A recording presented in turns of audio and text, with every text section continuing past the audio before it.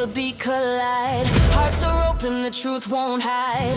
We're turning whispers into sound.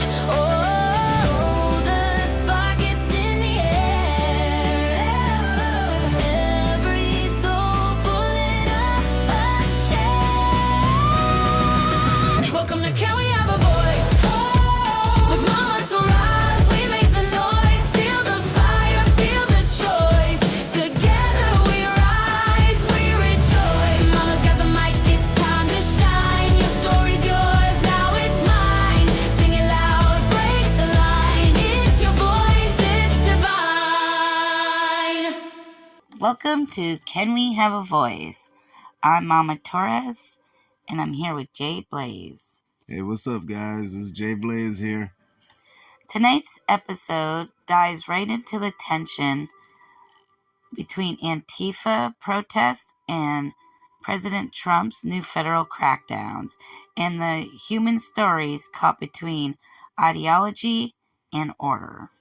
Yeah, this one's wild. I'm not really the political guy here, but even I can feel how heated things have gotten out there. That's exactly why we're doing this. You don't have to be political to feel the impact when troops, agents, and protesters collide in the streets. So we're going to break it all down.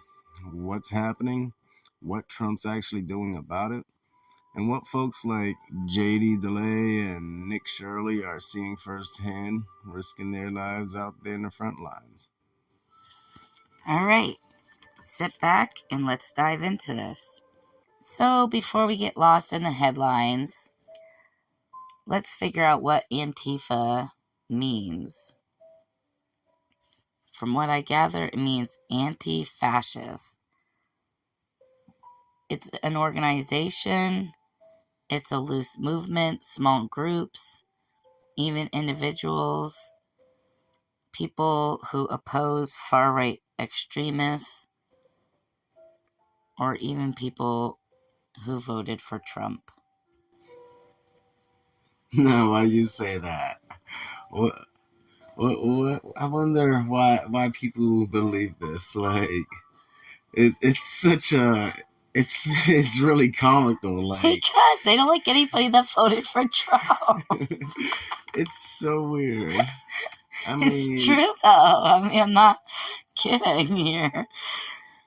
Really, I had to add that in there. but it's bizarre, but it's true. This is what they're saying. Like, If I go in there with a shirt that says I voted for Trump, I'm gonna get attacked. I'm gonna be like, they're gonna be like, get out of here! You're a white supremacist. Oh boy. They'll chase me down the road. And this is Antifa. So yeah, that's the Antifa party, I guess the Revolutionary. yes. A revolution. Yeah, that's it. Like a revolutionist or it's something along those lines. Anywho. But they're trying to cause a revolution. Yeah, they're trying to cause a revolution, and that's treason in a type of a sense, right? I feel like what they're doing is insurrectionist. They're taking over whole cities and or whole streets or whole apartment buildings. It don't matter if it's an apartment building, a street. Yes, to me, I don't think it's a revolution because what they're doing is criminal. It's definitely criminal. If you go through history, if somebody's in a kingdom and they're trying to get a group together that's going to oppose the ruler or the president or, king at that time, they were exiled. They'll go ahead and get kicked out or they'll be put into jail. Oh, we fought for our freedom in America. We fought against, Great Britain, and they had control over us, and we fought against them so that we could have our freedom. And what they're doing is not freedom when a lady is trying to go through the streets and she's just trying to get home and her apartment building's right there on the other side of the mob and they will not let her through just so she can get home into her apartment building. That's not okay. I mean, she has to like go to somebody else's house or get a motel because they're on her street and won't let her get home. That's not friendly. That's not supposed to happen in America. And where they're stationed, people are getting raped. People are getting assaulted. People are getting stolen from. Their stuff's getting broken. People are pissing in their hallways, taking poops in their hallways. I mean, people literally said this is happening from the people that are going to these protests. I mean, it's unreal. This is wild. And this is happening today. In the world and the times that we are in, this is happening. This is crazy. You know, it's so spread out from people that are actually instigating everything, that's getting paid to instigate, to control things, to people that are just following them, to people that just want to do what's right. And I feel like that's one of the worst things, is that you have a lot of people that are following them that have no idea. They're just blindly following them. Like people you see in these videos and these things going on, there's parents that are having their children with them, carrying these signs that say these absurd things. And it's like, how could you raise your kid to hold this sign saying these vulgar things and think that, that's a good parent, that's a good role model, that's somebody, that's who you're raising to be the future? And this is why in America, we're having these days and these times that we're having these kids that are doing this stuff, is because the parents aren't raising them right. They're just letting them do what they want and getting away with it. Yeah, that's why it's so tricky to prosecute anybody, because the ones that are showing their faces, most of them are peacefully protesting and they're not actually breaking any laws. Others take direct action tactics, property damage, clashes with police officers, counter rallies. And that's what makes this look like just complete chaos with this mix, because you have the peaceful people and you have the wild ones, and it's like, it's crazy. It's like a movie. But, context really matters. If I see that one person is willing to talk to a reporter that I'm watching, and then somebody, while they're talking to them, goes up to them and stops them from talking to that reporter, even though their American right was to talk to that reporter, and they go and they're like, do not talk to that reporter. He is a white supremacist.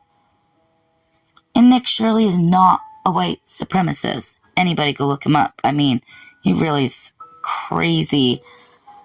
When he goes into these, I worry so bad for him. It's dangerous.